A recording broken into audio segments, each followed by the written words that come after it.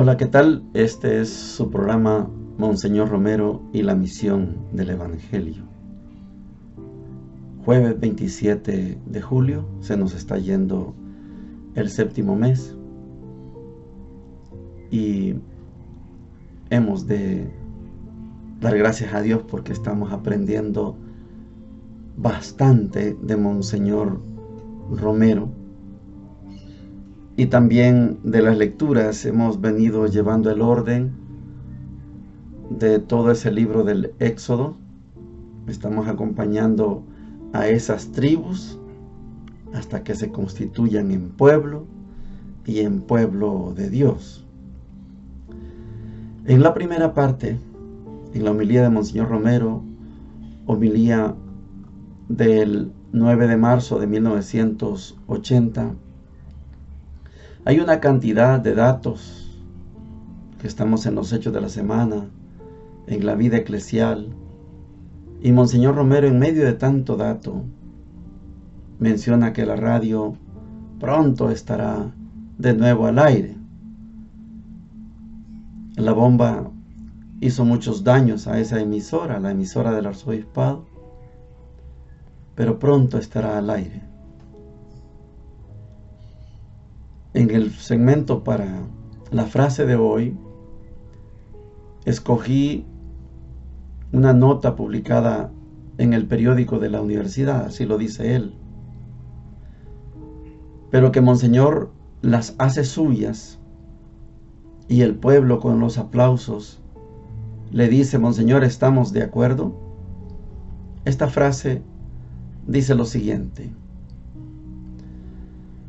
pretender ahogar toda voz que clama del pueblo promulgando una auténtica justicia es el sueño de las más oscuras fuerzas reaccionarias de nuestro país. Contraponen armas y violencia a la difusión del pensamiento y paradójicamente obtienen más voces, más gritos y el empeño de los más caros anhelos de este pueblo que ya no duerme, sino que se ocupa de velar por una auténtica sociedad nueva. Ese último atentado a la YSAX volvió a poner en evidencia el más grande equívoco histórico de los enemigos del pueblo. Dañaron la radio del arzobispado, privaron a la iglesia de un medio importante de comunicación, pero perjudicaron más a los desamparados de la ley, a los oprimidos, pues les quitaron uno de los pocos medios de información veraz en este país, con una prensa obsecuente, desinformadora por su propia naturaleza oligárquica. Como medio de orientación auténtica, recogen aquí el pensamiento de Medellín, hablándole a los que tienen y no quieren dar. Si retienen celosamente sus privilegios, sobre todo, si los defienden empleando medios violentos, se hacen responsables ante la historia de provocar las revoluciones explosivas de la desesperación. Hasta aquí la frase, es larga. Es un comunicado en el periódico de la universidad, pero refleja precisamente lo que Monseñor Romero ha venido diciendo. Sí hay solución, pero la oligarquía no quiere la solución. La oligarquía quiere la represión, y la represión tiene una reacción, y esa reacción es lo que Monseñor Romero no hubiera querido nunca, pero sucedió. La represión provocó que viniera una guerra de 12 años que nos desangró en 75,000, 90,000 muertos y una cantidad de desplazados y una cantidad de desaparecidos. Se puede hacer algo que no sea represión. Oigamos a Monseñor. Por las comunidades Se han vivido también días de mucha creación litúrgica, catequética, etc., como fue la del barrio de Lourdes, con su grupo de confirmaciones y el cambio de párroco que tendrá lugar hoy a las 7 de la noche, como fue también la visita a la aldeíta, donde se preparan 4 jóvenes en experiencias pastorales, junto con el padre Gabriel, que es también un gran trabajador de la pastoral, y así se preparan para su próxima ordenación sacerdotal. También en la nueva ermita del Cantón El Salitre, en Tejutla, se notaba también mucho entusiasmo por ir comprendiendo que la iglesia no es solo el templo material, ni solo los comités de construcción, sino que es la comunidad sin la cual no tiene sentido un templo. Las comunidades juveniles por todas partes también nos llenan de esperanza y hoy están teniendo ya una convivencia en San José de la Montaña que clausurarán con una misa que tendré el gusto de celebrarles. En Aguilares se está preparando la celebración del aniversario de la muerte del Padre Grande, nuestro primer mártir en estas olas de persecución. Allá se va a tener la misa el próximo domingo a las 11 de la mañana, pero quienes no pueden ir por circunstancias muy especiales de represión que hay en aquella parroquia, les invito a venir aquí a la Basílica. La misa de 8 el próximo domingo será también en homenaje al Padre Grande. Y de aquí iremos a Aguilares a celebrar a las 11 la misa de aniversario.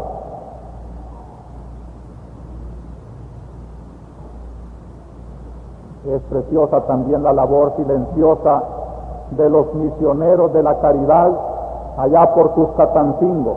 Por no abusar del tiempo, no les leo una preciosa carta en que nos dicen que el testimonio que ellos van dando sin ser sacerdotes, verdaderos misioneros de la pobreza, es ir visitando a los más necesitados, no solo para llevarles lo poquito que se les puede llevar en material, sino sobre todo para que comprendan el gran don de Cristo y que lo van comprendiendo y que saben que la pobreza se hace divina cuando se apoya en este gran don de nuestra redención. Los padres belgas en la comunidad de Sacamil recibieron amenazas el domingo recién pasado. Somos solidarios con ellos y esperamos que no se abuse de su vida y que sepan seguir trabajando por nuestra comunidad, por nuestra iglesia. Hoy a las 5 de la tarde celebraré la misa en esta basílica en sufragio del doctor Mario Zamora, y mañana a las 10 de la mañana en la catedral celebraré misa de cuerpo presente ante los 9 cadáveres que allá ha recogido Fenastras, recogidos de la represión. Y por último, una noticia que nos agrade, que YSAX está haciendo sus intensos esfuerzos por salir en el aire. Esperábamos que él hubiera podido ser, pero tenemos que tener paciencia y les agradezco mucho la ayuda que nos está llegando de muchas partes.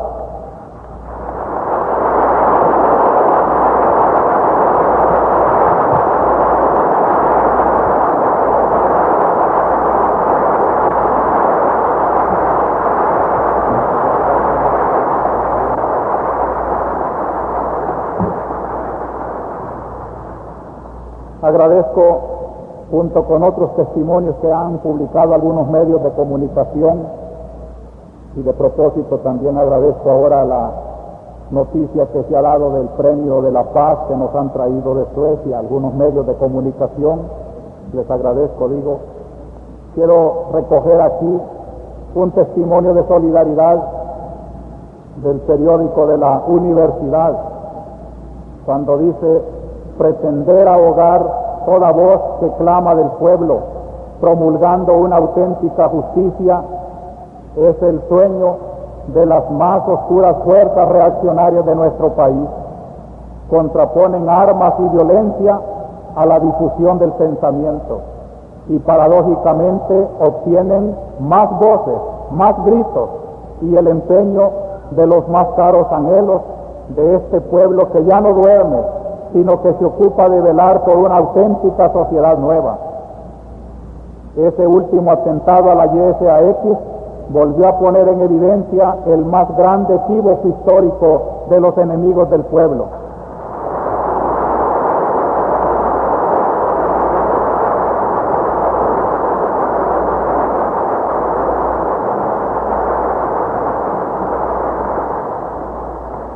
Dañaron la radio del arzobispado, privaron a la iglesia de un medio importante de comunicación, pero perjudicaron más a los desamparados de la ley, a los oprimidos, pues les quitaron uno de los pocos medios de información veraz en este país, con una prensa obsecuente, desinformadora por su propia naturaleza oligarca.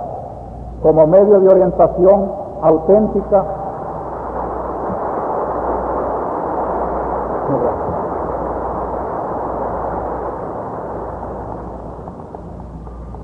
recogen aquí el pensamiento de Medellín, hablándole a los que tienen y no quieren dar, si retienen celosamente sus privilegios, sobre todo si los defienden empleando medios violentos, se hacen responsables ante la historia de provocar las revoluciones explosivas de la desesperación.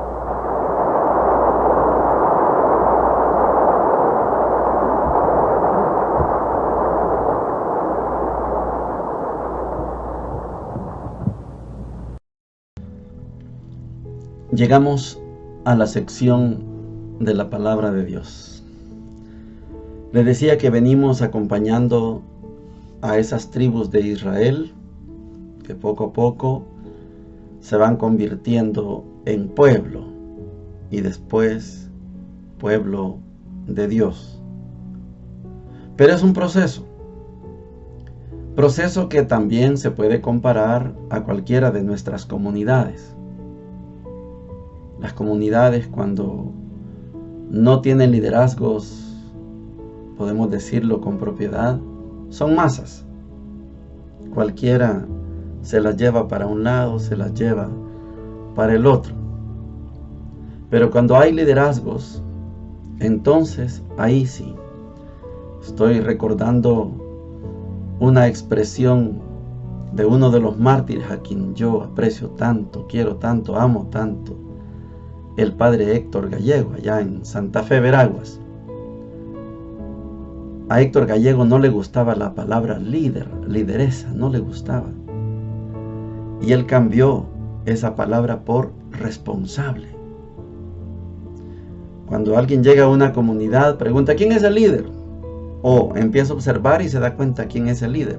Héctor Gallego dice, es que la palabra líder es paternalista, como si sin él no se puede hacer nada. Entonces él usó la palabra responsable, porque responsable es el que asume la tarea de guiar, de acompañar, de fortalecer una comunidad. Me gustó mucho esa frase de Héctor Gallego. Aquí, en el Éxodo, estamos viendo a un líder, o, en palabras de Héctor, a un responsable, a Moisés. Éxodo, estamos en el capítulo 19 y llegamos al versículo 20, del 1 al 20. Dice lo siguiente: aquel día, a los 3 meses de salir de Egipto, los israelitas llegaron al desierto de Sinaí, saliendo de Rafidín. Llegaron al desierto de Sinaí y acamparon ahí frente al monte. El Señor dijo a Moisés: voy a acercarme a ti en una nube espesa, para que el pueblo pueda escuchar lo que te digo y te crea en adelante. Moisés comunicó al Señor lo que el pueblo había dicho. Y el Señor le dijo: vuelve a tu pueblo, purifícalos hoy y mañana, que se laven la ropa y estén preparados para pasado mañana, pues el Señor bajará al monte Sinaí a la vista del pueblo. Al tercer día, al rayar el alba, hubo truenos y relámpagos y una densa nube sobre el monte y un poderoso resonar de trompeta, y todo el pueblo que estaba en el campamento se echó a temblar. Moisés hizo salir al pueblo del campamento para ir al encuentro de Dios, y se detuvieron al pie del monte. Todo el Sinaí humeaba, porque el Señor había descendido sobre él en forma de fuego. Subía humo como de un horno, y todo el monte retemblaba con violencia. El sonar de la trompeta se hacía cada vez más fuerte. Moisés hablaba y Dios le respondía con el trueno. El Señor bajó al monte Sinaí, a la cumbre del monte, y llamó a Moisés a la cima de la montaña.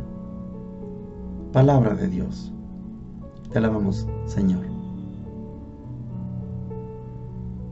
Estamos, reitero, acompañando a esas 12 tribus que estaban esclavas en Egipto y que Dios, por medio de Moisés, los ha hecho pasar el Mar Rojo. Están en el desierto, están en la etapa de formación de un pueblo y pronto serán pueblo de Dios. Yo quiero que le pongamos atención aquí en el Éxodo al menos a dos aspectos. Primero, la actitud del pueblo. Y segundo, la actitud de Moisés. Hay una diferencia entre pueblo y Moisés. ¿Por qué digo diferencia? Moisés, desde que Dios se le aparece allá en la zarza, en el monte, allá en Madián, en ese monte Moriah, en las faldas del Sinaí, desde que Dios se le aparece a Moisés hasta hoy, Moisés no ha dudado nunca de Dios. Dios le dice que haga esto y Moisés lo hace, que haga aquello y Moisés hace aquello. El pueblo es variante, dice sí y hace otra cosa. Vamos a salir de Egipto, vámonos pues. Y cuando mira las tropas, para esto nos sacaste. El pueblo es variante, no confía en Dios. Moisés, sí. De esto vamos a hablar cuando lleguemos al Evangelio. Pero esas dos actitudes están bien marcadas en el libro del Éxodo.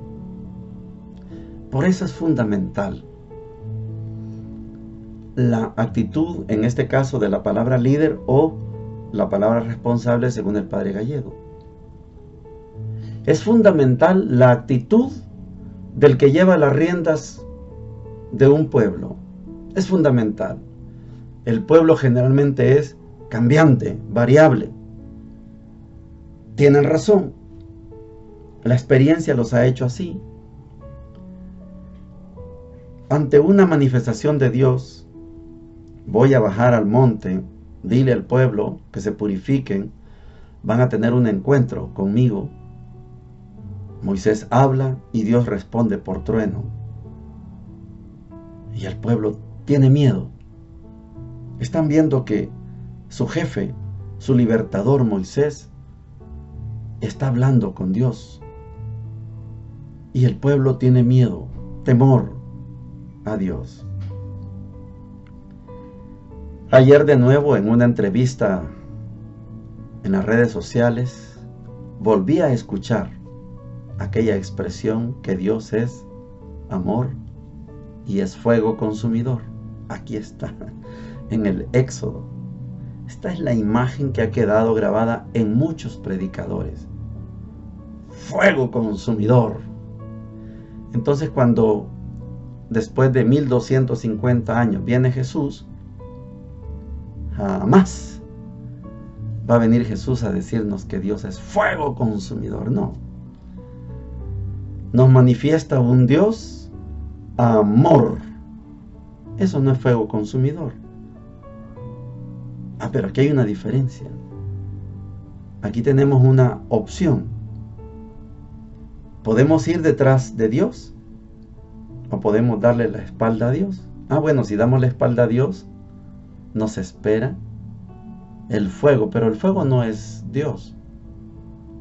El fuego es otra cosa.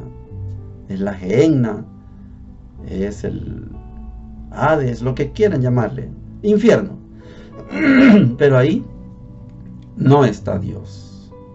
Dios es amor. Por eso, viendo las dos actitudes, la del pueblo y la de Moisés, qué bueno que Moisés, el libertador, comprendía muy bien a Dios. Esto es maravilloso. Así pasaba con Monseñor Romero. Monseñor Romero tenía claridad con Dios. Nunca Monseñor Romero nos habló de Dios como un fuego consumidor, pero predicadores actuales todavía siguen hablando de ese Dios fuego consumidor. Lo digo con ironía. El evangelio de hoy es Mateo 13, del 10 al 17, y dice lo siguiente. En aquel tiempo se acercaron a Jesús los discípulos y le preguntaron: ¿por qué les hablas en parábolas? Él les contestó: a ustedes se les ha concedido conocer los secretos del reino de los cielos, y a ellos no. Porque el que tiene se le dará, y tendrá de sobra, y al que no tiene se le quitará hasta lo que tiene. Por eso les hablo en parábolas, porque miran sin ver y escuchan sin oír ni entender. Así se cumplirá en ellos la profecía de Isaías: oirán con los oídos sin entender, mirarán con los ojos sin ver, porque está embotado el corazón de este pueblo. Son duros de oído, han cerrado los ojos para no ver con los ojos, ni oír con los oídos, ni entender con el corazón, ni convertirse para que yo los cure. Dichosos ustedes, dichosos sus ojos porque ven, y sus oídos porque oyen. Les aseguro que muchos profetas y justos desearon ver lo que ven ustedes y no lo vieron, y oír lo que oyen y no lo oyeron. Palabra del Señor.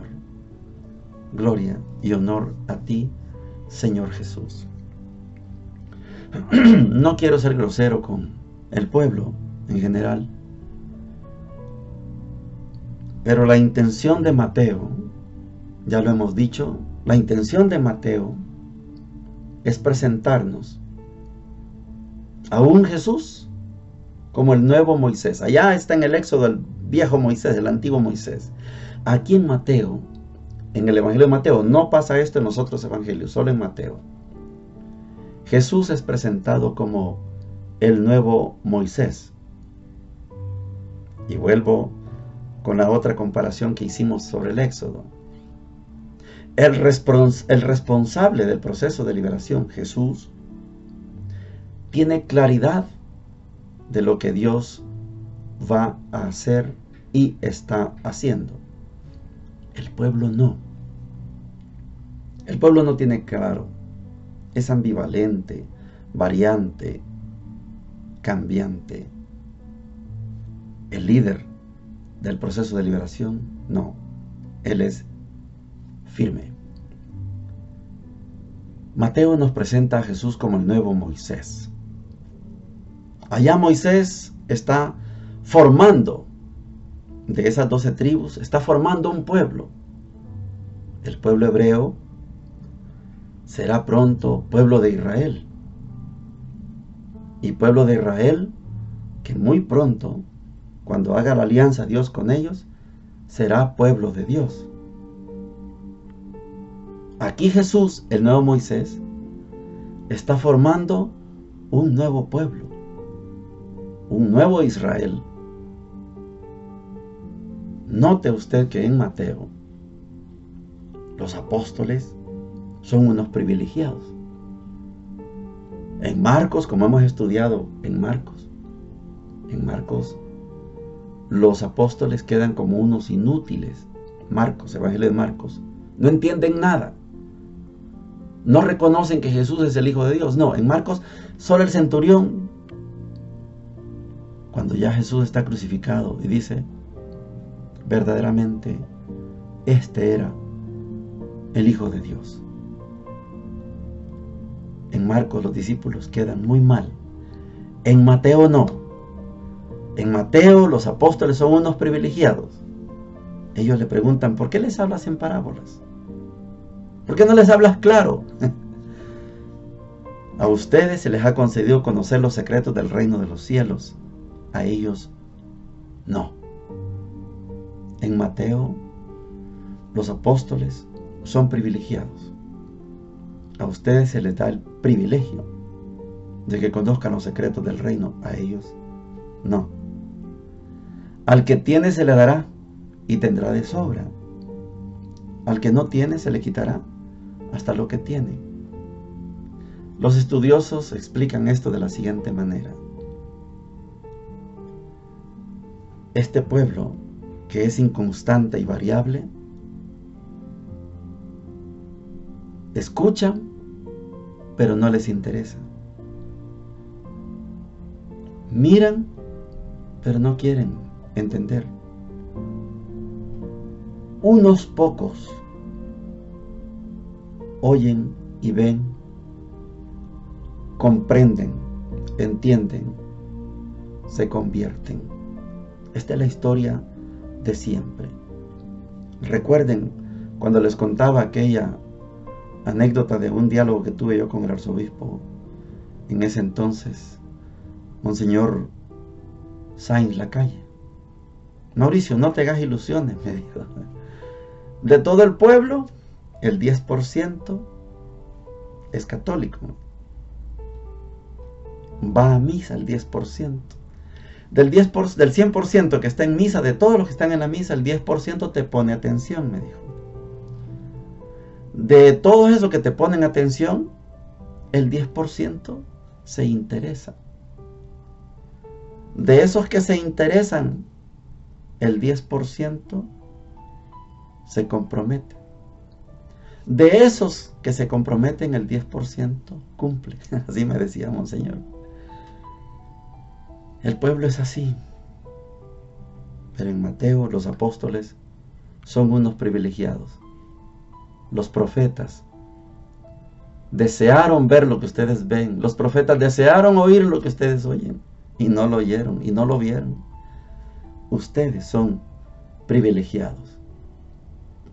Los responsables, los líderes, las lideresas de los procesos liberadores son, me voy a incluir, somos privilegiados. No todos comprendemos el mensaje de Jesús. Monseñor Romero lo entendió muy bien. Héctor Gallego lo entendió muy bien. Yo sé que Martin Luther King lo entendió muy bien. Rutilio Grande y muchos y muchas.